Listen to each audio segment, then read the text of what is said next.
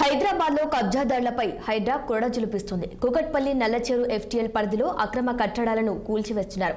అయితే కూల్చివేసిన నేపథ్యంలో బాధితులు ప్రతిఘటిస్తున్నారు. తమ ఇళ్లను కూల్చివేస్తే ఆత్మహత్య చేసుకుంటామని హెచ్చరిస్తున్నారు. తమకు ఏ దిక్కు లేదని, కేవలం నిలువ నీడకు ఒక ఇల్లు మాత్రమే ఉందని, దాన్ని కూడా కూలిస్తే తమ బ్రతుకులు రోడ్డున పడతాయని ఆవేదన వ్యక్తం చేస్తున్నారు. ఇక తాము ఇల్లు కట్టుకోవడానికి పర్మిషన్ ఇచ్చిన జీహెచ్ఎంసీ, వాటర్ బోర్డు, విద్యుత్ శాఖ అధికారులపై చర్యలు తీసుకుని తమకు న్యాయం చేయాలంటున్న బాధితుడితో మా రిపోర్టర్ ఆనందరావు అందిస్తున్న ఫేస్ టు ఫేస్. ప్రస్తుతం మనము కుకట్పల్లి నల్లచెరువులోని హైడ్రా కూల్చివేతల దగ్గర ఉన్నాము. ఇక్కడ మనం చూసినట్లయితే రెండంతస్తుల భవనం ఒకటి, నూతనంగా నిర్మించబడిన భవనం ఒకటి ఉంది. అధికారులు ఎటువంటి నోటీసులు ఇవ్వకుండా కూల్చివేతలకు దిగడంతో ఇల్లు నిర్మించుకున్న మన ఇంటి నిర్మాణం ఓనరు మన దగ్గర ఉన్నారు. ఆయన మనోవేదన ఒకసారి మనం తెలుసుకుందాం. అసలు చెప్పండి అన్న, అసలు ఏం చేస్తున్నారు? మా ఇల్లు ఓనర్ నాన్న, నేను మా అత్తగారు ఇచ్చిన ప్లాట్, నేను ఏం కొనలే. అత్తగారు ఇచ్చిన ప్లాట్ ఇల్లు కట్టుకున్నా. అది చేసుకున్న ఊర్లో పొలం అమ్మేసి నేను కట్టుకున్నానా. ఇలా చేస్తే నేను చచ్చిపోతానా? పాయం చెప్తున్నా, చేయండి, అవకాశం చేయండి ప్లీజ్. నేనైతే చచ్చిపోతా. బఫర్ జోన్ లో ఉందన్న సంగతి లేదు, తెలియదు. అక్కడ పొలం ఉంది, మా అత్తగారు ఇచ్చారు. ఈయన ఉంది, ఇడికల దగ్గర ఉంది, మా వాళ్ళకు ఇచ్చారు. అది అంతకుముందు ఎందుకు పర్మిషన్ ఇచ్చిరానా? మాకు టీఆర్ఎస్ ప్రభుత్వం ఇస్తేనే మేము కట్టుకున్నామన్నా. ఇప్పుడు ఇది కూడా మాది. ఇది మేము మొత్తం ముగ్గురు చచ్చిపోతామన్నా.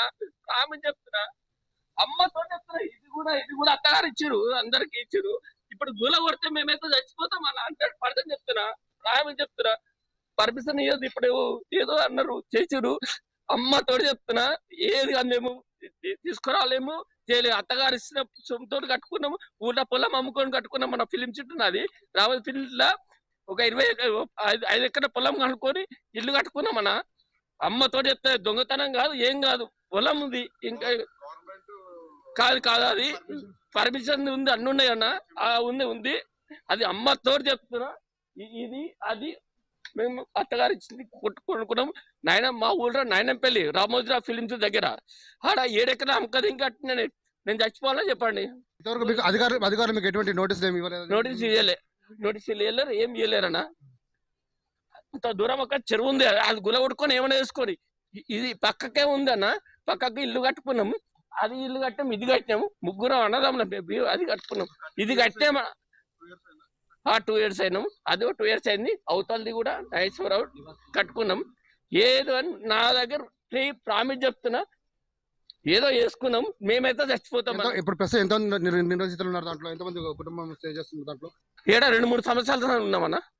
ఆడ ఉన్నాం, అవతలు ఉన్నాం. అది మాత్రం గుల గుట్టకరని చెప్పండి. అదంటే తప్పు, ఓకే, అది పోనీ. కానీ ఇది మాత్రం రాకపోని, ఈ బిల్డింగ్ వరకు రాకుమ్మను మళ్ళీసారి మేము చెయ్యము. అమ్మతో చెప్తున్నా, ఈ వరకు అది గుల్లగొట్టుర్రి. ఈ బిల్డింగ్ వస్తే నేను చచ్చిపోతా. అది చూస్తున్నారు కదా, చెరువులో ఉన్న బఫర్ జోన్, ఎఫ్టీఎల్ జోన్ లో ఉన్నంత వరకు నిర్మాణాలు మాత్రం అధికారులు ఏదన్నా చర్యలు తీసుకున్నా కానీ కూడా దానికి మేము కట్టుబడి ఉన్నాము. అయితే ప్రస్తుతం నివాసంలో ఉంటున్న మమ్మల్ని మాత్రం మమ్మల్ని ఇంట్లో నుంచి బయటకు పంపించొద్దు. మేము నివసితులు. మేము ఎంతో 2-3 సంవత్సరాలుగా ఇక్కడ మేము ఇంట్లో నివాసంలో ఉంటున్నాం కాబట్టి మమ్మల్ని ఇంటి నుంచి మీరు వేసి మా ఇల్లు కూల్చే ప్రయత్నం మీరు చేయకూడదని చెప్పేసి నివసితులు మనకి ఆవేదన వ్యక్తం చేస్తున్నారు. అన్ని ప్రస్తుతం అధికారులు, జిహెచ్ఎంసీ అధికారులు కూడా అన్ని పర్మిషన్లు ఇచ్చారు. అన్ని పర్మిషన్లు అధికారులు గత ప్రభుత్వంలో అధికారులు మరి ఏమి చూసుకొని పర్మిషన్లు ఇచ్చారు, ఈ ఎఫ్టీఎల్ జోన్లో ఉందా, బఫర్ జోన్లో ఉందా సంగతి మరి జిహెచ్ఎంసీ అధికారులకు తెలియదా అని మా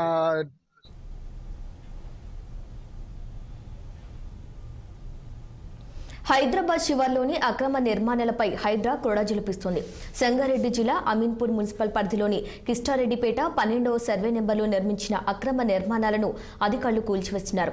పటేల్గూడ గ్రామానికి చెందిన పట్టా సర్వే నెంబర్ 6 పేరుతో కిష్టారెడ్డిపేట గ్రామం 12వ ప్రభుత్వ సర్వే నెంబర్లో నిర్మించిన సుమారు 16 అక్రమ నిర్మాణాలుగా హైడ్రా గుర్తించింది. అక్రమ నిర్మాణాలు ఓ ప్రముఖ బీఆర్ఎస్ నేత నిర్మించారని గుర్తించిన అధికారులు హైడ్రా ఆదేశాల మేరకు రెవెన్యూ మున్సిపల్ శాఖ ఆధ్వర్యంలో పోలీసులు పోలీసుల బందోబస్తు మధ్యన కూల్చివేస్తున్నారు. మాజీ ఉప సర్పంచ్ బీఆర్ఎస్ నాయకులు బిల్డర్ చంద్రశేఖర్ను భవనం లోపలకు అనుమతించడం లేదు. కనీసం తమ సామాగ్రినైనా తెచ్చుకొనివ్వండి అంటూ బాధితులు ప్రాధేయపడుతున్నారు. అటు సంఘటన స్థలి వద్దకు అధికారులు మీడియాను కూడా అనుమతించడం లేదు. అటు కుకట్పల్లి మున్సిపల్ పరిధిలోని నల్లచెరువులో నిర్మించిన అక్రమ నిర్మాణాలను హైడ్రా కూల్చివేస్తుంది. నల్లచెరు ఎఫ్టీఎల్ బఫర్ జోన్లో నిర్మించిన సుమారు 25 అక్రమ నిర్మాణాలను కూల్చివేస్తోంది.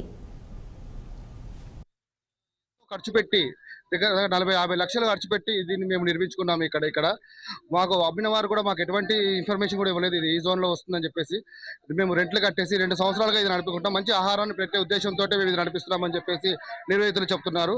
కడుపుతో ఉన్నాను, మాకు ఒక 3 నెలలు టైం కావాలి ఖాళీ చేసుకోవడానికి అని చెప్పినా కూడా అధికారులు వినటం లేదు అని ఇక్కడ వాస్తులు వాపోతున్నారు. ఒక్క 3 నెలలు టైం ఇస్తే వారంతటా వారే స్వయంగా వీటి నుంచి ఖాళీ చేసి మేము వెళ్ళిపోతాము. దయచేసి రేవంత్ రెడ్డి గారిని వారు విన్నవించుకునేది ఒకటే, మాకు ఒక 3 నెలలు టైం ఇవ్వండి, మేము ఇక్కడ నుంచి ఖాళీ చేసి వెళ్ళిపోతాము, మా వైఫ్ కడుపుతో ఉంది అని చెప్పేసి నిర్వాహితులు వాపోతున్నారు. నిర్వాహితులు మన దగ్గర ఉన్నారు, ఇక్కడ వైఫ్తో ఉన్న లేడీ ఉన్నారు. ఒకసారి ఆమెను అడిగి తెలుసుకుందాము అసలు ఇక్కడ ఏంటనేది. నోటిఫికేషన్ అయితే మాకు ఏది రాలేదండి. మా ఓనర్ గారు కూడా ఇక్కడే ఉన్నారు. మీరు అడగండి, మీరు అన్ని చేసుకోండి. పక్కన చుట్టుపక్కన కూడా అందరికి నిన్న మాత్రమే రిటర్న్ నోటీస్ ఏది జరగలేదు, ఏమి జరగలేదు, ఒక మాట అంతే. కూడా వాళ్ళు కూడా పోలీసులు కూడా ఏమీ చెప్పలేదు. ఇప్పుడు కూడా మా పైన రైడ్ వచ్చి పోలీసులు, నేను పక్కన ఉన్నా యాజ్ అ ప్రెగ్నెంట్ క్యారింగ్ ఉన్నా కూడా మా హస్బెండ్ ని గుంజుకొని వెళ్తున్నాడు. ఏంది అబ్బాయి నువ్వు బయటికి రా అని. ఇంత నీచమా గవర్నమెంట్? ఇంత దిగజారుతుందా? బఫర్ జోన్ లో ఉన్న సంగతి మీకు తెలియదా? తెలీదండి మాకు. కొంతకాలంగా హైడ్రా కూల్చివేతలు జరుగుతున్నాయని హైడ్రా కూల్చివేతలు జరుగుతున్నాయని తెలుసు. మేము ఆల్రెడీ ఏమనుకుంటున్నాము, వెతుకుతున్నాము, అన్ని గూగుల్ చేస్తున్నాము, వీడియోస్ అన్ని చూస్తున్నాము. మాది సేఫ్ జోన్ లోనే ఉంది అని చెప్తున్నారు. కానీ మాకు ఇప్పటిదాకా డిమిలిష్ చేస్తారంటే మాకెందుకండి? మాకు వ్యతిరేకంగా మేమెందుకు వెళ్తాము? ఇంత లాక్స్ ఇన్వెస్ట్మెంట్ ని మేము తీసుకెళ్ళాలని ఎందుకు? అవన్నీ చూసారంటే ఇన్వెస్ట్మెంట్ మొత్తం అవన్నీ చాలా ఉన్నాయి. అవన్నీ ఎప్పుడు ఇప్పుతారండి? ఇప్పుడు తీసుకెళ్తే కింద ఉన్నవన్నీ తీసుకెళ్తారు. ఆ పైన ఆ చిమ్నీలు ఇన్వెస్ట్మెంట్ లక్షలు అవుతాయి. మన ఇంట్లో చిమ్నీయే ₹1,00,000 అవుతుందండి. అలాంటివి అవంతా తీయాలి అంటే అవంతా కూలగొడితే అంతా పోయినట్టే కదండి. కొంచెం టైం ఇస్తే అవన్నీ పీకేయడానికి సరిపోతుంది. టైం ఉంటది కదండి తీసుకెళ్లడానికైనా. అటు ఇటు కాకుండా అయిపోయింది కదా. అది ఇక్కడ నిర్వాసితులు కోరుకునేది ఏంటంటే హైడ్రా అధికారులు కానీ ప్రభుత్వం కానీ ఒక 3 నెలలు 2 నెలలు మాకు సమయం ఇస్తే మేము అంతటా మేమే ఖాళీ చేసి వెళ్ళిపోతామని అంటున్నారు. లక్షలు ఇన్వెస్ట్మెంట్ చేసి వీరు ఇక్కడ దీన్ని నిర్మాణం చేసి ఉన్నారు. లోపలంతా కూడా ఒక క్యాటరింగ్ వ్యవస్థ వీళ్ళది ఇక్కడ స్టార్ట్ చేస్తారు. క్యాటరింగ్ సంబంధించిన చిమ్నీస్ కానివ్వండి, స్టవ్స్ కానివ్వండి, లోపల మీకు కావాల్సిన గ్యాస్ సంబంధించిన పైప్ లైన్స్ కానివ్వండి, ఈ కన్స్ట్రక్షన్ అంతా కూడా ఒక భారీ ఎత్తున ఒక నాణ్యమైన కన్స్ట్రక్షన్ చేసి ఉన్నారు వీళ్ళు ఇక్కడ. వీరికి ఎటువంటి అధికారుల దగ్గరికి వెళ్ళి ఇంతవరకు నోటీసులు రాలేవు. కనీసం మాకు నోటీసులు ఇస్తే మాత్రం మేము అంతా కూడా ఎక్కడెక్కడ ఇప్పుకొని మా ఇన్వెస్ట్మెంట్ లో కొద్దిగా సరే మాకు కలిసి వస్తుంది. మా కొద్దిగా రూపాయలు ఇప్పుడు కూల్చేస్తే ఏమొస్తుంది అని చెప్పినట్టుగా అధికారులు వాపోతున్నారు. అయితే కాబట్టి వీరికి అడిగేది ఏంటంటే ఒక సమయాన్ని మాత్రమే అడుగుతున్నారు. ఎటువంటి నోటీసులు ఇవ్వలేదు. మాకు సమయాన్ని కేటాయించండి, దయచేసి 2 నెలల సమయం ఇవ్వాలని చెప్పేసి నిర్వాసితులు కోరుతున్నారు. అమ్మా ఏం మాట్లాడుతున్నాయన? నా కొడుకు కష్టం కూలిపోతుంది నాయన. మంచి కట్టుకున్నా అమ్మా అంటే సంతోషపడ్డా నాయన. నా కొడుకు రూపాయి కష్టము. మేము పెద్దలం ఏమి ఇయ్యలేదు నాయన. నేనేమి ఇయ్యలేదు నాయన. నా కొడుకు జన్మనిచ్చిన నాయన. ప్రతి ఒక్క రూపాయి కష్టం నాయన. నా కొడుకుది పోవడంది. కొత్తగా పెళ్లి చేసుకొని కూడా వచ్చి మౌనెనక ఉండి సపోర్ట్ చేసింది నాయన. 4 ఏళ్లకు ఎన్ని దేవుళ్ళకు మొక్కుకున్నా నాయన.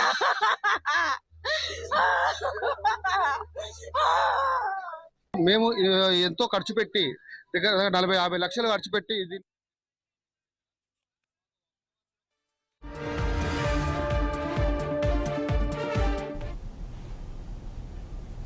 తెలంగాణ పర్యాటక ప్రమోషన్